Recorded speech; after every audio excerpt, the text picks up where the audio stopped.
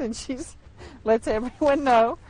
And I said, Mother, what would you like for your birthday? She said, come take me out of this hospital and take me for dinner somewhere.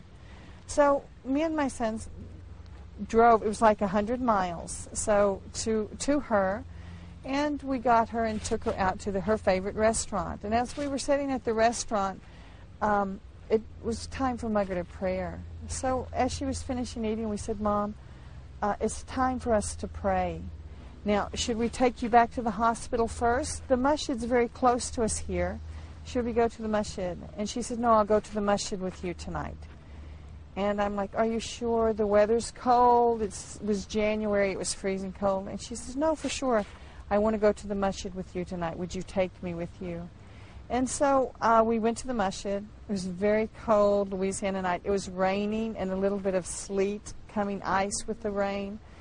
And we just wrapped her up. And I had bought her this beautiful shawl that it had hand embroidery on it. And it was a nice, beautiful wool color.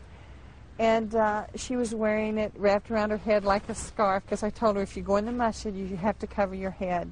So she had it wrapped up nicely like a hijab. And we went inside the imam's office and set her. We went and prayed. When we come back, the imam was talking with her. And, subhanAllah, discussing Islam. And when I remember coming into the room, he was like, well, do you believe in one God? She says, of course I believe in one God. Do you think I believe in more than one God? No, I only believe in one God. He asked, do you believe that Muhammad is the prophet, last prophet and messenger of God? And she said, yes, I believe in Muhammad. And he said, well, then why don't you take your shahada? She said, I'll take my shahada now. And subhanAllah, everyone was crying. There wasn't many people, but the few that were there, even the imam, he said, you know, I wouldn't take $1 million. تعلمت سناء أن تسأل الخالق وتتقرب إليه في حياتها وخصوصا عند الحاجة فهو سبحانه المعطي. Another, you know, throughout my life and times that I've had confirmation that Islam is the right way. There was, in 1995, I was diagnosed with cancer. And there was a long period of time where I literally went from doctor to doctor for them trying to find out what was wrong with me. And after 2 or 3 months, I found one doctor, and she said, oh, I see your problem. You know, she took some biopsies. And she called me the next morning, and she said, you have this type of cancer. And so it was, I had a new baby. He was a few months old. And I was so sad. I was just thinking, oh, subhanAllah, here I am sick now, and I have this baby. And it was after the Dhuhr prayer, I went, and I spent most of my day praying, because just for God to give me some direction. And when I went to sleep at the Dhuhr time, after the Dhuhr prayer, I had a dream that I saw this, there was a man, he was maybe like 10 feet in front of me, and he was knelt down, and he was eating, you know, some dates. And as he would eat, he'd put the seed, and he'd take another date. And I was wondering, what am I sitting watching this man for? And as I was standing there, Rasulullah, sallallahu alaihi wasallam, came to my back. He was right here. I could like see his face in my peripheral vision. And he said, Sana, do you know who this is? And I said, no, who is this? He said, that's Abu Bakr Siddiq. And I was so excited that this is Abu Bakr Siddiq. I don't realize this is Rasulullah speaking with me. And I'm just, this is Abu Bakr Siddiq. This is, oh my, Allahu Akbar, Allahu Akbar.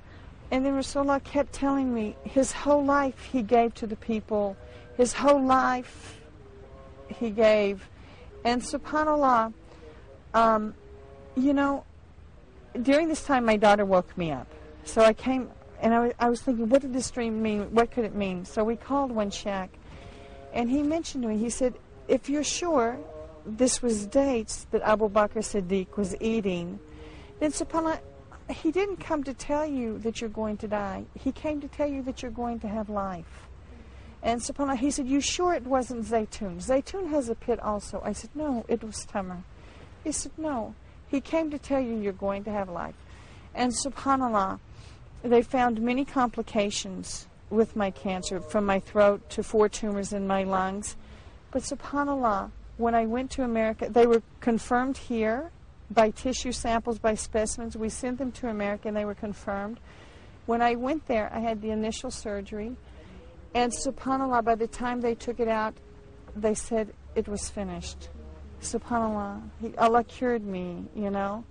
Had 2 confirmations and positive biopsy specimens, and Allah decided to cure me. Alhamdulillah. So SubhanAllah, His dream to me meant that, Alhamdulillah, He would give me life, and did, SubhanAllah. خلق الله تعالى البشر لعبادته، وأينما وجد المسلم فهو داعية للدين الحق. In closing, there's just a couple of things, advices that I would like to say. In America, we had many chances to make a dawah, and subhanAllah, there were so many converts while we were in Denver of people. Denver and Colorado, they have very open minds. The people there are not bigoted like the people in the South and have more of an open mind to religion. But my advice, or not advice, is for anyone who wants to make a dawah to a non-Muslim, especially to a Christian, you have like 2 or 3 seconds to say, to either capture this person's attention or to lose them. And the most important thing that you let a Christian know is, I believe in Jesus. I believe in the Immaculate Conception. I believe in the virgin birth. I believe Jesus ascended into heaven. And I believe Jesus is coming again. And when Christians think that a Muslim believes that, they go, oh, no, you don't. You believe in Jesus, you know.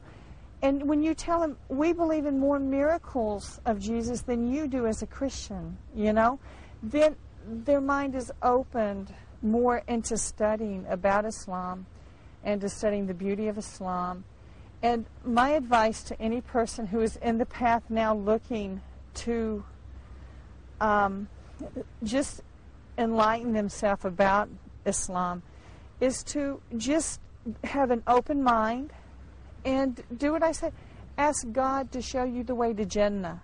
You're not asking Him to show you a religion. You're showing them, asking for a path, a way that could lead you to heaven. That's what we need. I mean, in actuality, we have one chance at life, one chance to win. And when we sit in front of God, we hope we get our book on the right side, inshallah, on the right hand.